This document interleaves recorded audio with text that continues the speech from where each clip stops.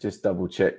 All of these streams always start off with me going, I've just got to double check that we're live right now. Like it's always the way, mate. Always the way.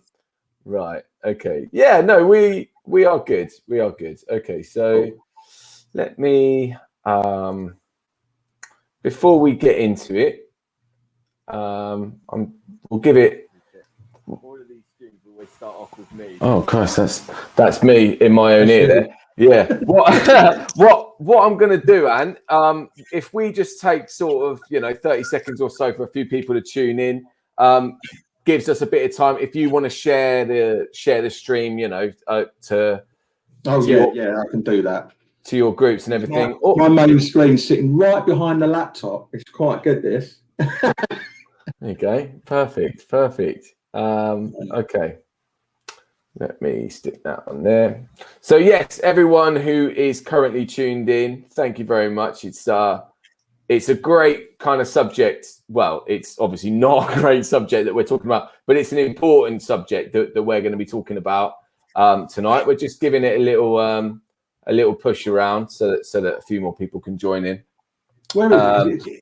It will show up on. All right, I found it. Yeah. It should be the header. Yours, isn't it? It'll be the header on the Facebook event that we created, but also it'll be on our DJ Kit Facebook page as well. I've gone to yours actually, and I'm sharing it from there. Yeah. Yeah. So yeah, already got a few people checking in. Paul Slipcode Cheney. Hello, mate. I've got to see round the screen. Hang on. You're looking at Els Hamblin, Oi Ant Banks.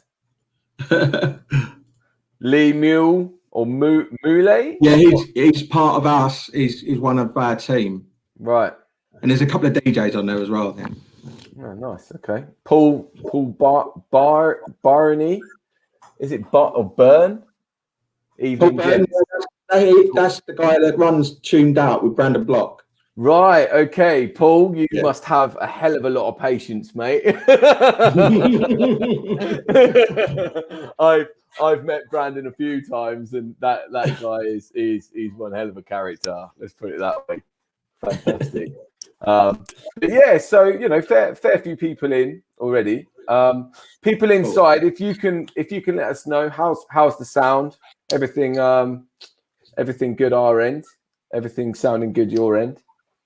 And then, we can sort of proceed from there. Cheers, everyone, by the way. Happy Thursday. Thursday's the new Friday.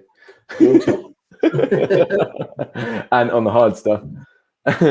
Right, Paul says it's sounding great. Okay, mate, let's get into it. So first and foremost, thank you so much, Ant, for joining me for this chat this evening. I mean, it's Mental Health Awareness Week. So it's a great time for me and you to do this live stream. It's been long overdue since you've done your event. We have been talking about doing this and stuff and having a chat about it. So what a better time during Mental Health Awareness Week. As a little sort of side, like almost like a backhander of that all, like I only found out that it was Mental Awareness Week like at the start of the week, maybe Monday or Tuesday. So it's not something which is, I mean, I think it should be more, people should be more aware of it, like, because it's a really, really important subject for a lot of people. And it's something which is, mate, particularly over the past year that we've had, like, it's been a crazy year. But anyway, and look, if you want to introduce yourself, mate, just tell everyone who doesn't know who you are and what you do. Okay. I'm Ant Banks. I founded Music Unity for Mental Health around probably about 2.5 years ago, but we didn't launch properly until April 2019. So it just seems so long ago because of the pandemic and everything. Yeah. yeah, so we've been basically holding events, or the idea of it is just to give people a creative outlet for clubbers to go somewhere and feel safe. So basically, so it's music unity for mental health, right? There it is. Yeah, music unity for mental health. I had the idea about 7 or 8 years ago. Mental health was still, all over the place then. I was going through my own struggles at the time, and I just wanted to do an event. And I was in the planning stage of the event, and then I had my own breakdown, and I had to pull away from everything. So it's taken maybe 6, 7 years to get to a point where I was able to do it. It stopped started a couple of times. And then, because I just wanted to give something back, really. That's how it started, really. So at the end of the day. This has been a long-term project for you, but it's only kind of come about over the past 2 years then. Totally, yeah. I mean, it's weird because I look back on my whole life, and because I'm more aware of everything now and my own mental health, I can just like pinpoint other areas of my life where I thought, there was something just not quite right there. And I just feel like my life and my experiences and everything have brought me to this point. And it's almost like it was like work experience. So I can now do this and hopefully help others. Obviously, it's an ongoing thing. Mental health's ongoing, especially with of course. But, and it's great. It's such a powerful thing to be taking your own sort of experiences and your own feelings, knowing what it feels like, to then go and put it out there and help other people with it. And so I mean, you're quite open about the stuff that you've gone through, and you're the sort of guy that, well, seems like the perfect guy to run something like this. So tell me, mate, when did you sort of start getting into music, and like when did you realize that music can help how you're feeling and stuff like that? Just probably it's weird. I mean, now when you reflect, I know it was helping me a long time ago, but during when I had my breakdown, I lost I'm going to go quite serious now, but I lost my house, my marriage broke down, and I had to rebuild my life from the ground up. So music, because it's always been in my life, played a massive part in me keeping it together. I suppose there was some really, really low points where you just can't go anywhere near music. It's like anything, even if you're okay, sometimes you can do music, sometimes you can't. But those 5 years when I was rebuilding my life, I wasn't doing it to get anywhere with my music. I was just doing it. It was my own therapy. Yeah. And it wasn't until I was getting further and I was getting well that I started to realize it was that was, because it was the only thing that I could turn to other than my own like professional support, my therapy and everything like that, and my own little support network. But when I was on my own, your thoughts just go all over the place. I've always been able to sort of compose music as well as like do a bit of DJing.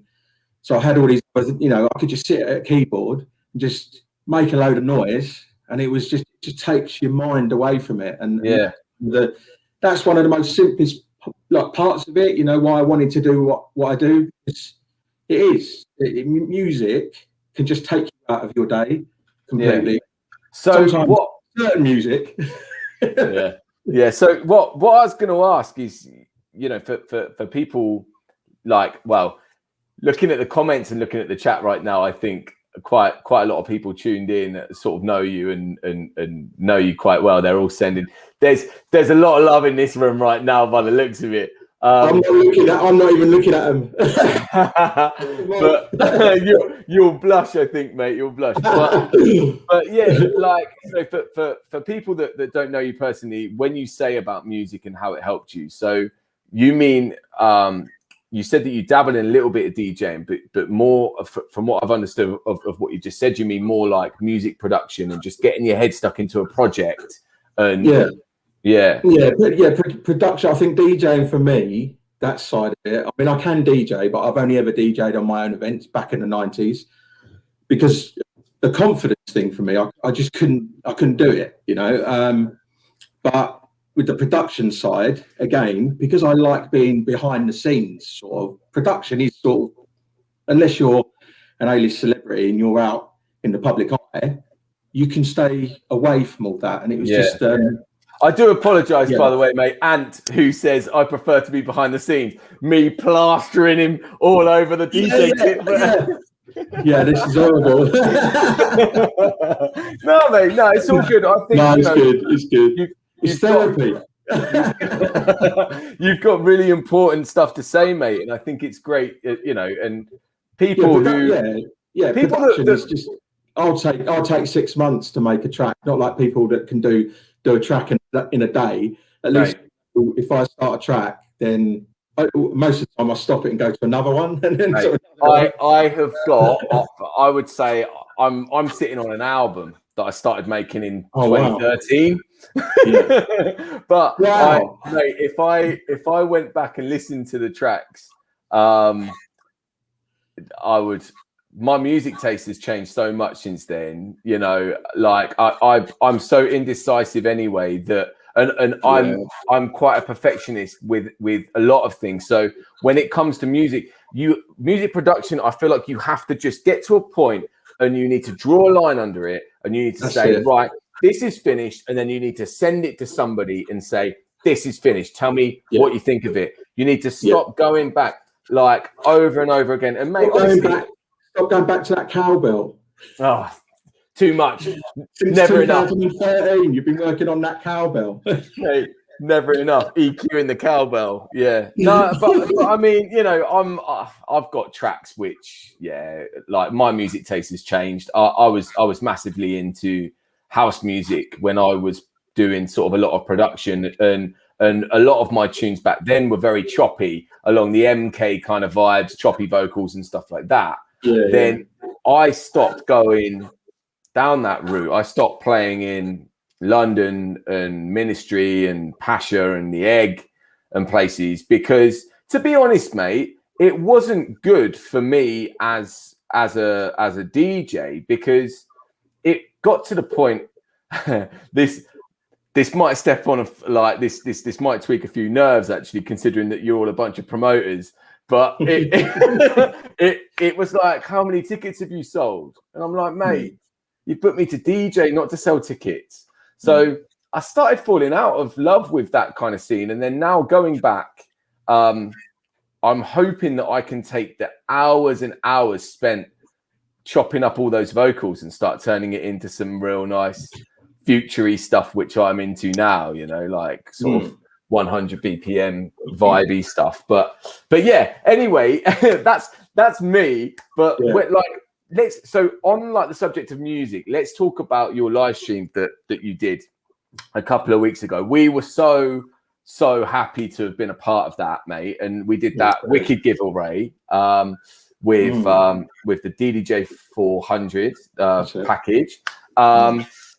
And actually, I'm not sure if the fella, I can't remember his name now because so many people entered. Russell, I think. Russell, that was it. Russell up in Scotland, he was. He wasn't answering your message. Yeah, and then that was it. And then when he finally got back to me, when I then created the order to send up to Russell, the lads sort of went, for God's sake, trust it to be, you know, all the way at the top in Scotland now, you know.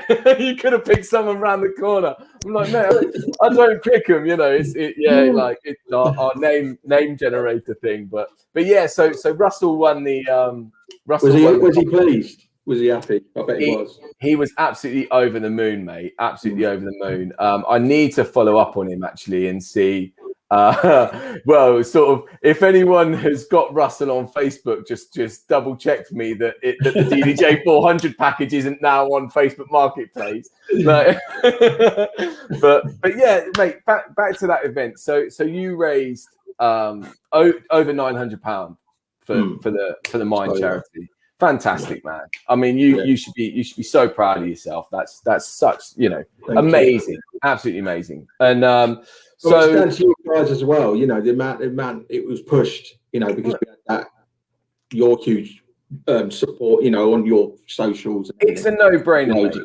Yeah. It's a no-brainer. It's a great cause, and it's a very important cause for a lot of people. And we've at DJ Kit, a few of us have had our own kind of experiences. But yeah, so tell us about the event and your link with Dark Matter, and how all that kind of came about, because it's in the egg, right? That you boys, your event normally goes on.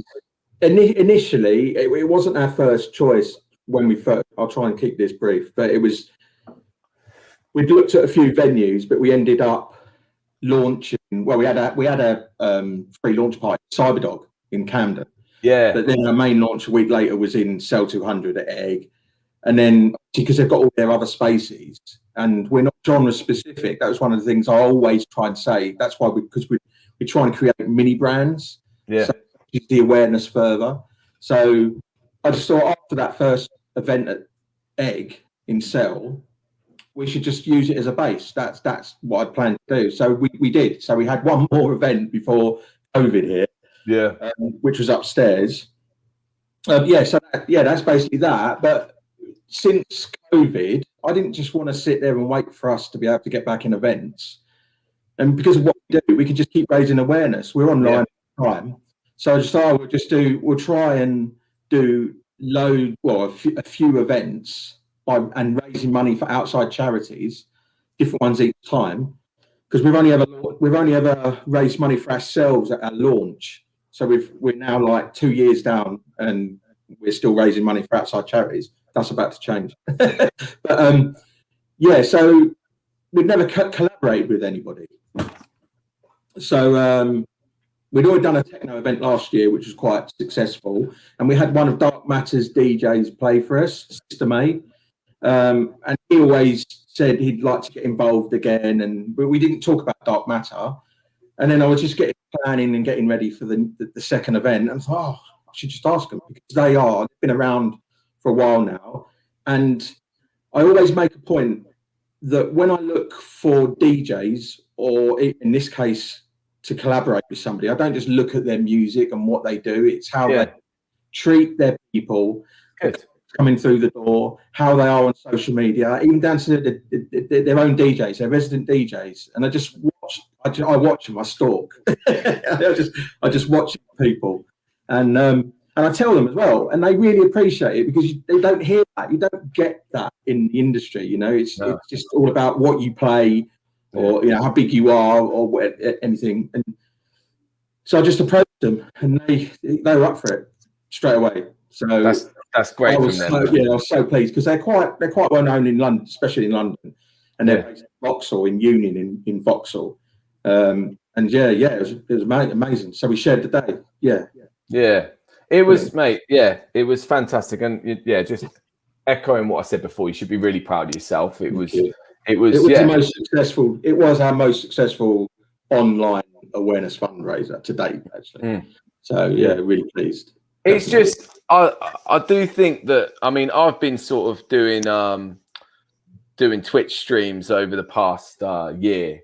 I started off doing them just as a laugh, really, and just for friends and family, just to sort of be like, I'm sort of having a few drinks and mixing a few tunes, and then it's got to the point now where it's almost like it's like a regular. I'm doing 3 streams a week on the regular, and I've got regular listeners from actually all around the world. Like the guy that moderates, the guy that moderates my stream is in Texas, and like Oh, I wow. talk to him on my streams, and like the people that tune in, like my mates that tune in, are like, you know, they're talking like they're like, who is his name's the Cajun man, right? And they're like, who is this Cajun man? Like, you know, is he one of the boys? I'm like, I've never met this guy.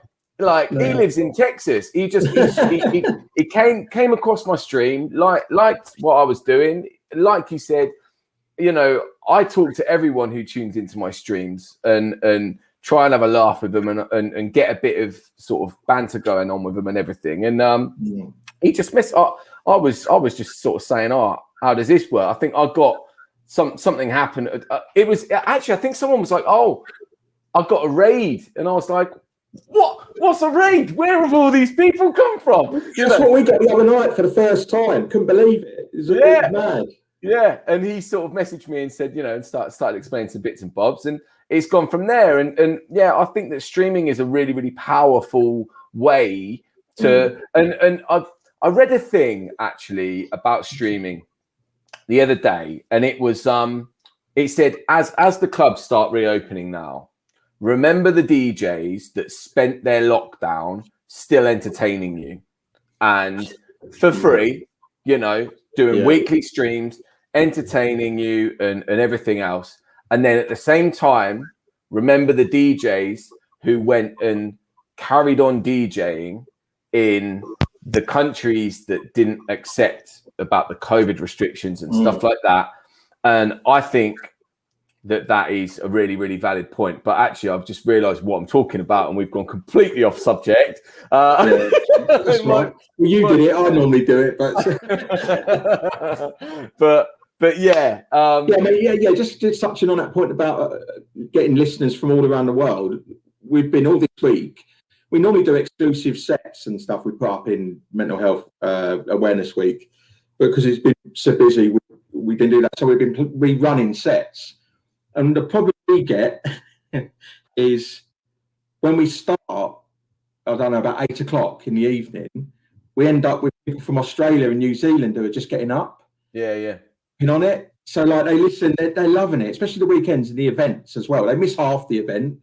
And then and the feedback we get from them, especially the last night, I think it was amazing what they're saying, you know, what we're doing and what we're trying to provide for people. You know, I mean, this isn't just for clubbers, it's for the DJs. That's what I always say, you know, the people that come and play for us, it's for them. It's for everybody. People, even you, talk to the staff, even the security. It's just try and include everybody. It's a team. Well, they might start taking the mickey out of me now because I always say that. I don't praise myself. It's about the team and about what we all do. You know, it's about everybody. Mate, there's nobody in this chat that's taking the mickey out of you, mate. Honestly, like it's really, really great. You've got a lot of support going on, man, and obviously, you know, it's a fantastic cause, so it's great. But mate, look, like this is gonna. It's such an important subject, and I think me and you have both got a lot to talk about. That this has got the danger of being a very, very, very long conversation. So I'm going to try and sort of stick to the points that we sort of spoke about. So, I mean, the music industry it's very, very cutthroat. It's you know, it's a lot of people think that it's like make or break. But you know, it's only in my opinion, it's only make or break if you really want, if you're like, your main goal is to become a famous DJ or a famous producer or pop star or whatever you want to do.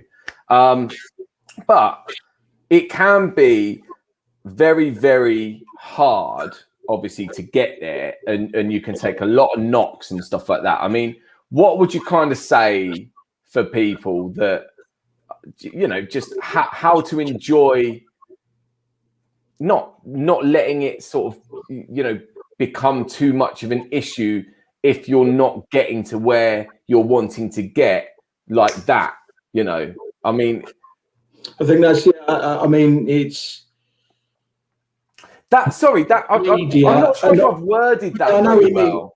Yeah, I suppose you can sort of blame way young people, especially coming through now, that it's the media, isn't it? And it's how reality shows and all that perceived. Yeah. It almost like shows you can do it overnight when you can't. I've got a favourite quote. Everyone, I always say this, and it's expect nothing, but appreciate everything. Bang on. And I think if you like that, and if you go through life with that, it's so simple and hard work. You know, I mean, I've got DJs that have been playing for us right from the beginning. That they're unbelievable. The talent is unbelievable, and the work they've been putting in. And the past sort of year, three of the DJs, it's unbelievable. Where they're going to, I always try and tell them, don't just, as soon as you say if you get a record signed, don't just rest on your laurels. Right, you've done that. Think about that next one and just keep doing it and keep doing it. You know, and there's so many people I think that make it for a little while and then they drop off and they just sit and think it's just going to fall in their lap when it's not. The industry, anything, entertainment, the arts, it's a constant. It's just a constant. It's work, you know. Back in the day, bands. I mean, my background's live music as well with bands. Yeah. Okay. So bands back in the day would constantly be on the road all year, playing live every single night. They didn't stop, and you know, it doesn't sort of go on now. Yeah, it is a bit overnight these days, and you know, it's thank God that there's never been sort of, you know, Britain's next big DJ reality show or something like that. They nearly did. I thought didn't they? Oh mate, One in America. I'm sure they had. Mate, I thought like if that was legit, then God help us. You were going to do it. Nah. I thought it was a joke. I actually thought that was a joke. So if that was a legit program, if there's any Americans in the chat over here, then if you can let us know. But God Almighty, I'm sure. Yeah, it went up and people were talking about it, and then nothing happened. I don't know, but crikey. Thing is, I mean, so the other thing here, and again, you know, I don't want to sort of step on too many toes here, but doing what I do and working for DJ Kit and doing the social media and the marketing and stuff like that, I'm a member of quite a lot of Facebook groups for DJs, and what I have to say, there is a lot of slating of each other. And when it comes to sort of bringing it back to supporting each other and mental health and stuff like that, I mean, I see in DJ groups of people sort of sending a photo of a DJ controller, let's say, and being like, guys, I can't get this to work or whatever. Is there any, you know, does anyone have any advice or whatever? And it'll be just an onslaught of like, why have you bought that bit of equipment? Why haven't you bought this brand? Why haven't you bought turntables? You're not a real DJ. You're this and you're that. And mate, honestly, I'm like, don't even go near the sync button. Oh, do you know, mate? Well, you know, if you want to use a sync button, then use it. And do you know what? I watch. Do you know? Well, you should do. John Dalo Fleming. Yeah. Right. Right. I remember last year he put up a massive post about the sync button, and he's a big DJ. He's an international DJ. Plays all around the world. Nice guy. Started off in the underground house scene in London years and years ago, and he basically said it's simple. You have a sync button to then concentrate on the rest of your set and to get more creative with it. It's meant to be that it's there. It's no brainer. Yeah, and again, the DJ thing, you know, you should have this, you should have that, you know, it's what you do with it. Look, mate, the thing matters. And a DJ, look up DJ. This is what gets to me. Look up the definition of a DJ. And it's normally basically just somebody that plays music to a crowd. It's not anything else. That's it. So if you can play music to a crowd and give them a good time, you're a DJ. Yeah.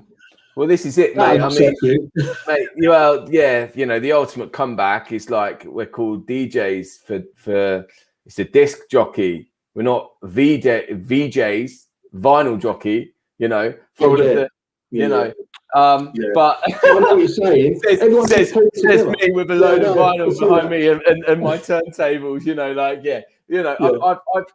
I was lucky enough to sort of start at the start and then progress. But when it comes to the sync button, it's one of them where I bet you half the people that are slating the sync button on DJ groups have automatic cars. Let's put it that way.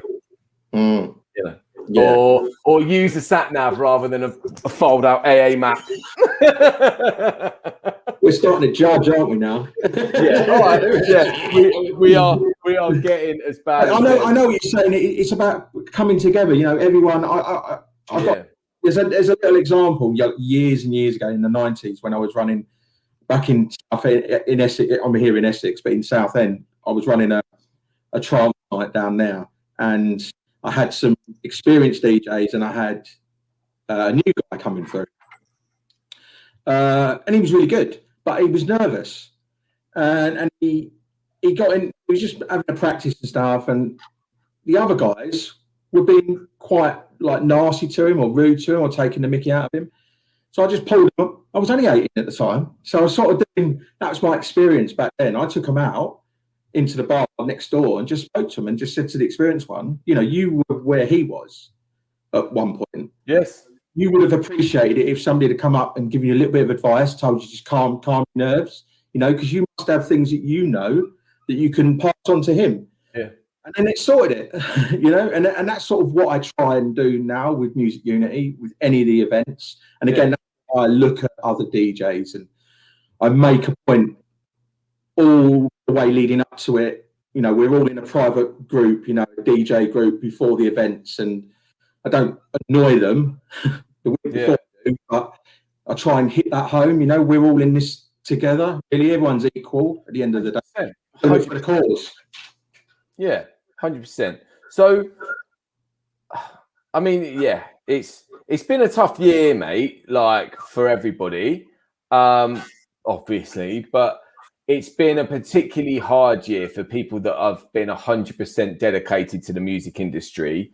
Not being able to work at all, but also not necessarily getting all of the support which has been, it's needed and deserved at a time where, I mean, at the risk of going off on another rant, I put this up as a bit of a ranty status. During the pandemic, when they did Children in Need, who's the first group of people who they call on during Children in Need? It's the artists, the musicians, it's the people like that. But then when all of those people ask for a little bit of help back, it was like getting blood out of a stone. The lucky people got the help, but a lot of people didn't. And I mean, why do you think that is? Why?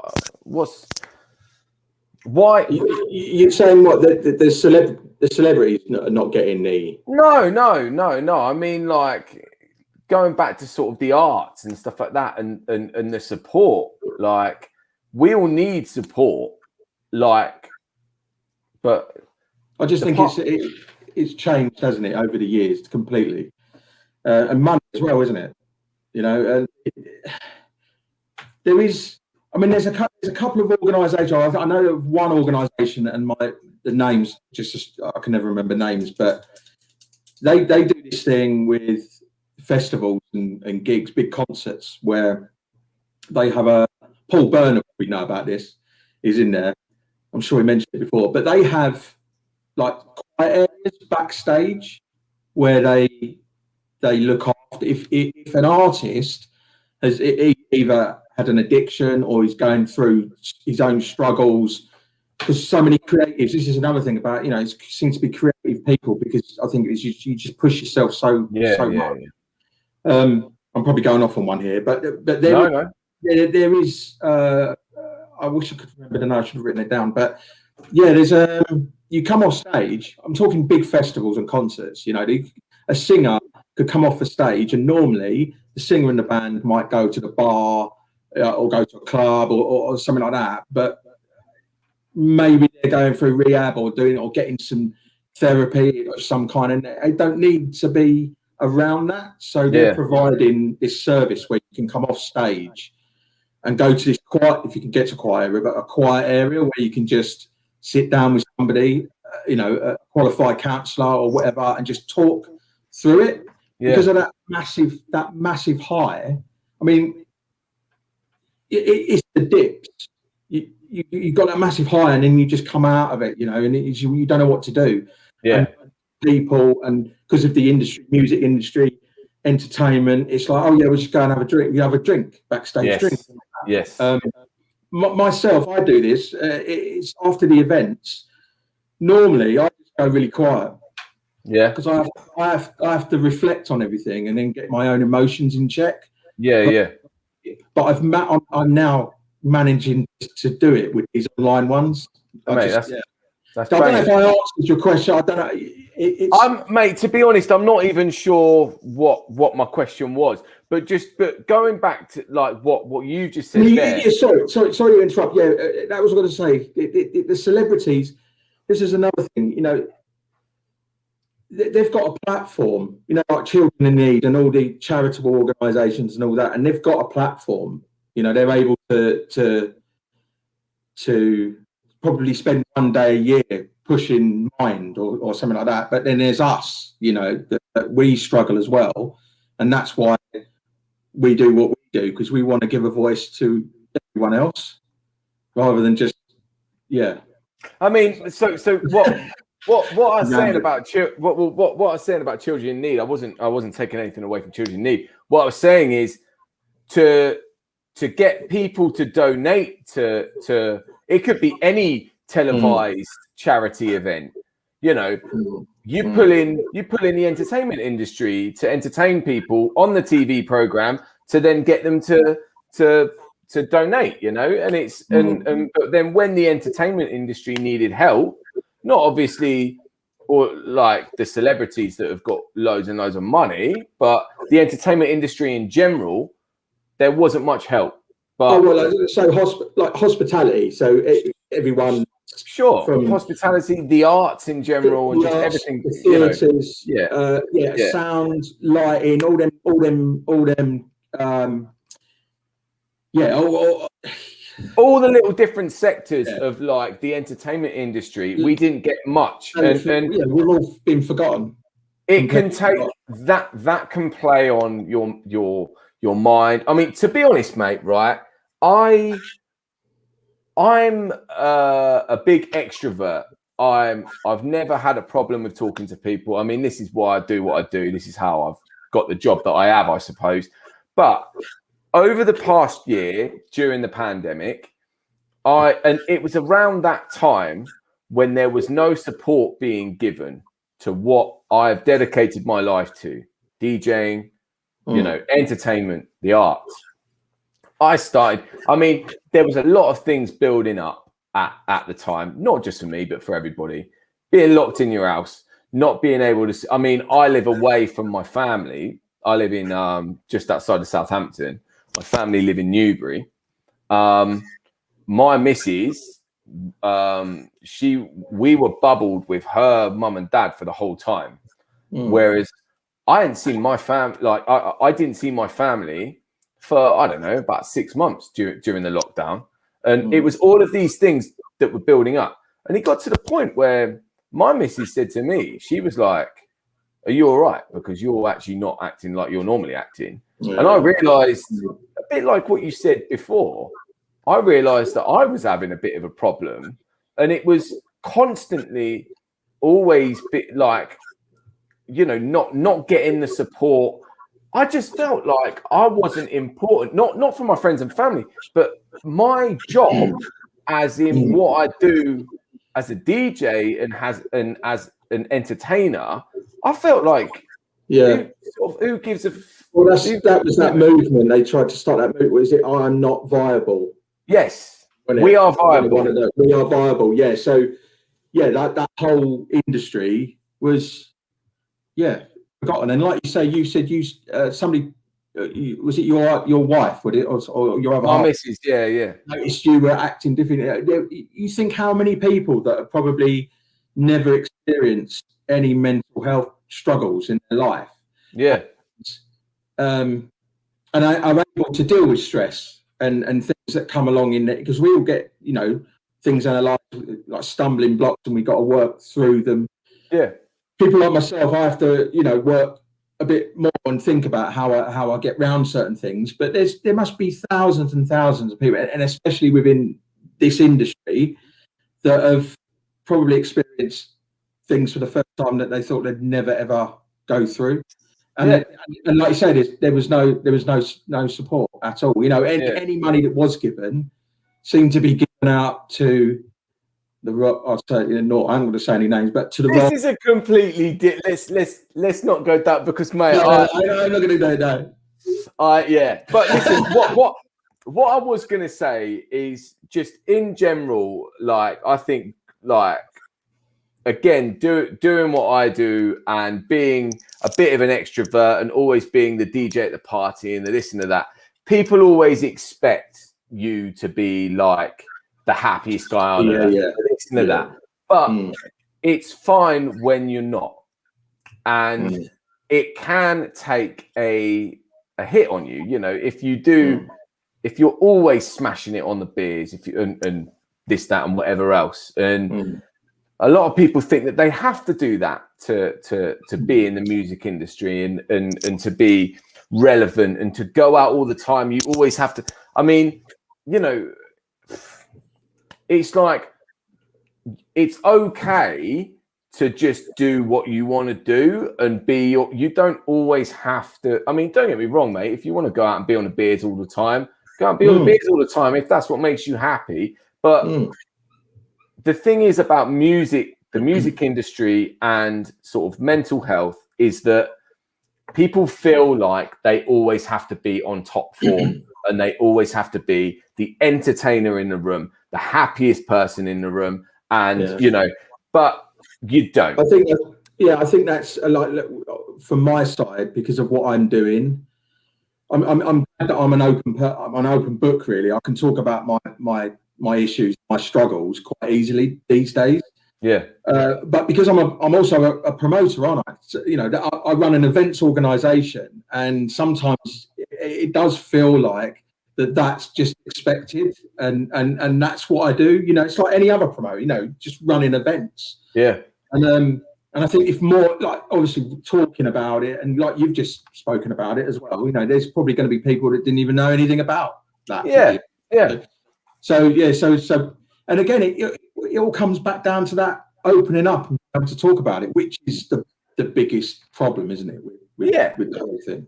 Absolutely. And I sort of echoing and doing the full circle of what you said at the start. I sat there, and it was around autumn time, and I looked at my my music sort of playlist, and I got a load of tunes together, and I made a mixtape, sort of, and going back and listening to it now, you can kind of tell the vibe that I was in, the headspace that I was in. And when I put it out, I said, look, I've actually been feeling a bit blue recently, so I've put this out as a kind of, but it just so happened that mixtape and feeling that kind of way went really well with the weather at the time, which was really cold and miserable. So it's sort of people were digging it, But yeah, it's. I think that's anything creative. Anybody creative, depending on how you're feeling, comes in your art, what your chosen art, whatever you do. Sure. A lot of my music's. It's funny. Somebody said to me once, all my music is like minor keys. Yeah, so, right. Quite emotional and sad. But they went, it's a bit of a paradox, I suppose that's the right word. He goes, but there's loads of hope in it. I'm thinking that doesn't work, right? It's like really miserable music, but there's some hope there. So it's quite a good compliment. I think there's a compliment there. But that's I've always just kind of thought that that's techno, like building up hope, and then breaking you down again, and then this is your life.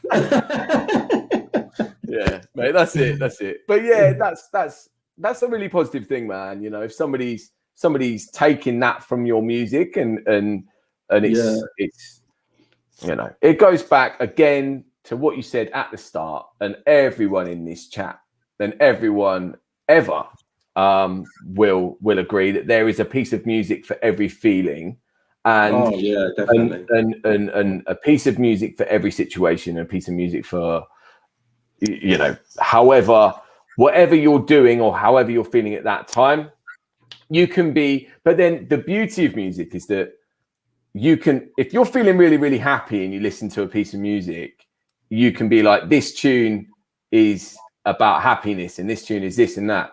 But if you're feeling really, really bad that day and you listen to the same tune, you'll notice all of the minor keys in it. Oh, definitely. Yeah. You know. Yeah, it's like it's anything. There's certain songs, isn't there? There tracks and music that are part of, say, when you were younger. I mean, I was into music. And this is slightly off. I can go back as far back as remembering my nan dancing around her living room with me in her arms. That's as far back as I remember. That's when music started to creep into me. But there are certain tracks, because I got into indie and alternative first before the dance side, the rave scene in the 90s. There are albums and tracks by different indie bands back then. When I listen to it, I shut my eyes. It's like I can be taken back. No, 100%. It's unbelievable the effect it has on me, or even the covers, even the, you know, and you look at it and you think, oh my god, you don't even have to listen to it, but it will take you back. Yeah, amazing. If music, if that's how powerful music is, then everyone should be using that. Yeah, it's like a smell. If you smell a certain aftershave or a certain perfume or whatever, it can just pinpoint you into one place, and it's you know, it's your senses, isn't it? And the sense of hearing a tune, it can just put you, you know, whether that place is a happy place or whatever. It's just so powerful. But this is why, and sort of, you know, to kind of round it off a little bit, is like music can help so much with anything, the way that you're feeling, but also, I mean, and I've just kind of been seeing it in the chat going on here. Everybody just saying, talking about it is, you know, like, if you're feeling bad, talk about it, talk to somebody, and you know, I mean, it's one of the hardest. Sorry, go on. A problem shared is a problem halved. Yeah, but you know, it's not necessarily a problem. You can, you know, this is it. It's the worry, isn't it? Of that's why you need. I've always said this. If you're really ill, obviously you need like professional people, therapy and counsellor or whatever. But that support network is crucial, I think, for you. Even if it's one person that you know that you can turn to, and you know they're not going to judge you, and just sit and listen. If you or just sit with them, you don't even have to talk. And having that support there and knowing you're not going to be judged. That's the problem. You're always, I mean, for me, I've always said this, and I know a lot of other people that I've spoken to get this. Like, I'm open, like, I can talk about it, and when I'm feeling like this. But then if I'm really low, you withdraw. Yes. You don't want to talk to people. You don't want to go out and then do things like that. But you have to find it in yourself to either just text somebody, so that you can maybe have a little bit of banter online, and it'll change your thoughts, change the way you think. But you know, just to say, I mean, even if you feel like there isn't somebody close to you who you can like necessarily trust, or someone close to you, or anyone close to you that you feel comfortable saying how you feel, the point is there is always someone that will listen, whether it be someone who you know or someone who you don't. And I mean, just to sort of switch this, I mean, we'll talk about the mix after, but we are in now mental Mental Health Awareness Week.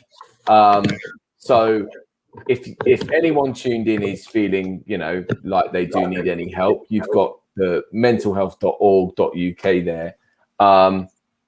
And there's always someone there. Or, I mean, speak to a stranger.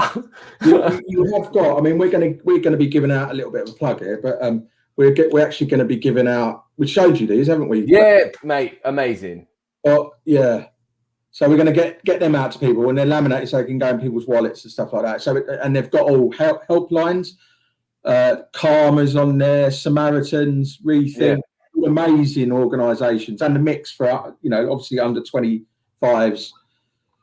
Yeah, they're all ones. So we are going to be hopefully getting a bunch of them to send out to our customers when we're doing bits and bobs, and that could, to be honest, mate, that could be the thing which could really, really tip someone into feeling good again. Just seeing something like that and knowing that there is the help out there, and I think that's really, really powerful. And I think that's great from you. So you've just mentioned about the mix. Look, let's talk about that just real quick, because this is the charity that you chose for your last live stream that you raised £900 for. So let's talk about the mix a little bit, what they do and why you chose them for your charity live stream. To be honest, I mean, I look into like the different charities. I mean, I really love looking for the charities that help the younger generations, and especially in the last year, we did one for Young Minds, who obviously they do really young, but they do teenagers as well. But it was just the fact that I think there's not enough support for young people. There's schools, it's all starting to be brought into schools now, mindfulness and things like that, right back to like the infant school. I don't know what they're called now, infants, juniors and all that. But it's if we're going to tackle health properly, I think you need a head start on it. And with all the stress and everything that's going on this year, especially the last year, with exams being cancelled, and children and not even being in college or at school, then they need support as much as anybody else. Helping those, they're not a massive charity. Young Minds are really, really big. The mix are like there were two other charities that merged a few years ago, and they do loads of work. And it's I just thought, I wanted to do another young person's charity because of what's happened in the last year. Yeah. And they help with everything: drugs, relationship issues, just depression, anxiety, everything. And young people need to be encouraged at a young age to talk about their emotions, especially their emotions. I think that's a problem. I when I was young, and it's like it's men in general, isn't it? Yes, it is. Yeah. Or Man up. especially when you're young. Yeah. So it's brilliant. Yeah. Well, it's great, mate. It's great. And, again, just to say, you and everyone that was involved should be very, very proud. 900 quid, I'm sure, has gone a really long way with all of those. They were really pleased. They were really, really pleased. That's excellent, mate. Just again, they want us to do some more things with them. So. Yeah. Well, perfect. Rightly so. Right, listen, mate. Okay, mate. We've covered quite a lot here. Yeah. I mean, should we sort of round it off? Is there anything else that you would like to sort of touch on before we head off? I can't think of anything. I just again, I like to thank everybody. I want to thank you guys for getting involved in that last event. It's amazing what you offered with the prize and everything, and obviously, mate, it's something we've awareness getting out there. Yeah, we've obviously, we've got a good relationship with you guys. We really believe in what you're doing. We really believe in what you stand for. So anything else going forward, we'll always strive to be involved with it, because it is a fantastic cause, and it's something which is very close to us at DJ Kit. Echoing. I love how it come together, really, because we didn't even, we didn't come to you expecting any help. we were customers. Still, that's Mate, how it's brilliant. It just happens. Shameless plug, mate. But you know, DJ Kit really value their customers. You don't see anybody else doing it, like, you know. Yeah. No. So yeah, mate, everyone else, you know, everybody that's donated, shared, commented, come to the events, you know, the real events and the online ones. You know, I always say, you know, it is a team effort. I'm going to sound like a parrot again. It's a team effort with you guys. Everyone that listens, it's a team effort, you know. And one of our taglines is every event creates conversations. Yeah. And that's what it does. And that's why, you know, that's why I wanted to call it Music Unit for Mental Health. The clue is in the name.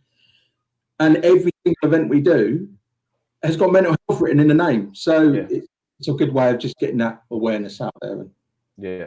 Well, mate, I think it's great, you know, and again, just sort of going back to all the comments and stuff, that you obviously what you're doing means so much to a lot of people.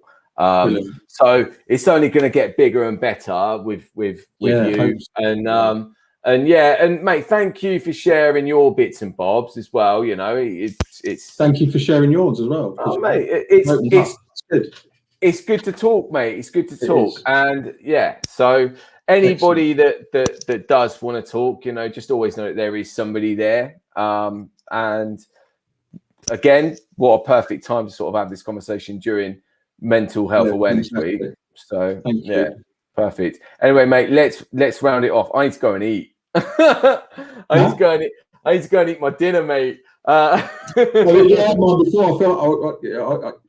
was so nervous beforehand. I was going to throw it up. Sorry about that. Oh, stop it, guys. I'm right now. I don't know what you've got to be nervous about, mate. Like, you know, when you're talking about something that you're obviously so passionate about, mate, it's flawless, man. You've got nothing to worry about at all. You've absolutely smashed it. You know, it's excellent. But guys, anyway, look, let's leave it. And thank you so much. Thank you to everyone who's tuned in. I mean, there's been a couple, Paul, Elle, Sarah, Pat Banks as well. I mean, that's my mum. Oh, no way. Hello, Pat. Mrs. Banks, should I say? But yeah, fantastic stuff. Listen, until the next time, Ant, yeah, mate. I was just trying to chat and thank people, but I probably put it in the wrong bit. But no. Listen. So the thing with this live stream is this will stay on our Facebook page. So that's good. Yeah. So if do you see all the comments? Can you? Of course. Yeah. You go back. As well. Right. All of those comments are coming from our Facebook page, so you can go back, mate. You can go back and reply to them, each and every one, if you want. You can go back, listen, watch the whole video again, listen to the whole thing again. You know, so it's it's great. Anyway, listen, let's leave it there, mate. Thank you so much, guys. Have a lovely weekend, everyone. And just because it is Mental Health week this week, it doesn't mean that it shouldn't. Yeah.